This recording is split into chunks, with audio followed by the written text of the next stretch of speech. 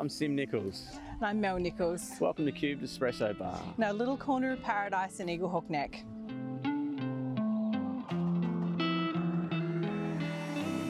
You guys are so lucky. What a beautiful spot. Yeah, we're only an hour's drive from Hobart. Now, something I noticed, is that solar panels on top? Yeah, we're fully sustainable as much as we can be. We've got solar panels, we operate off rainwater, and we're all about reducing packaging and plastic for the future. So I was basically a team leader of some senior analysts working in finance and sales analytics for a few big corporates. I guess after 10 years in that scene, things became a little deja vu-ish.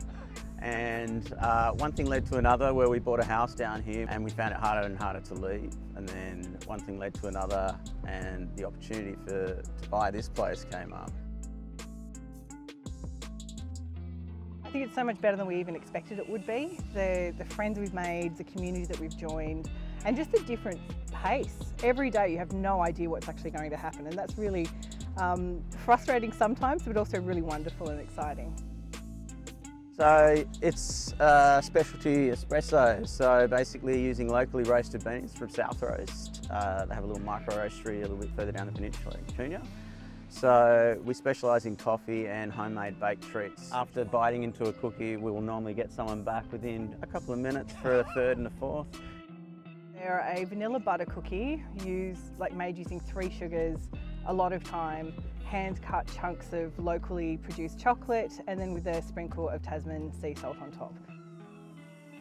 How many people can fit in that van? Comfortably 3. Any more than that, we're falling over each other. But yeah, there's 5 of us at the moment, and that's just continuing to grow. They come here for a number of reasons, what we touched on with the great coffee, treats, but also it's a place for commune. Like, people come here as a communal activity, locals and I guess visitors alike. They also sort of see this crop up on their journey. It's like an oasis, like they blow out. They're like, wow, I did not expect to see this.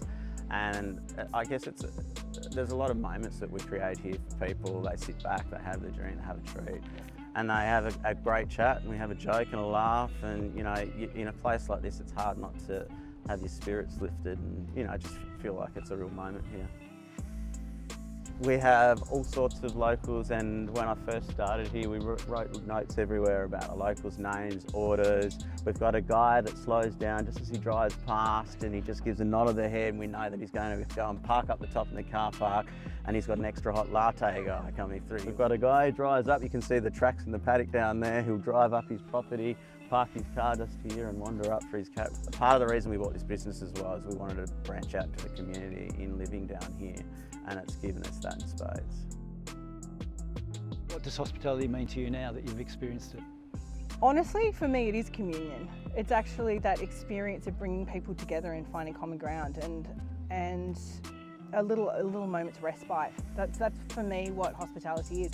I am so honoured, and I think everyone in hospitality who's passionate about it should feel so honoured that they are actually able to give someone one of their basic needs and requirements, which is just some refreshment and a moment. That's all they need. I think it's just the direct impact that you're having on something, like what you're setting up and what you're creating for people. You can see the dividends, like, and the smiles on people's faces, and the thank yous, and the, oh my God, thanks for being here.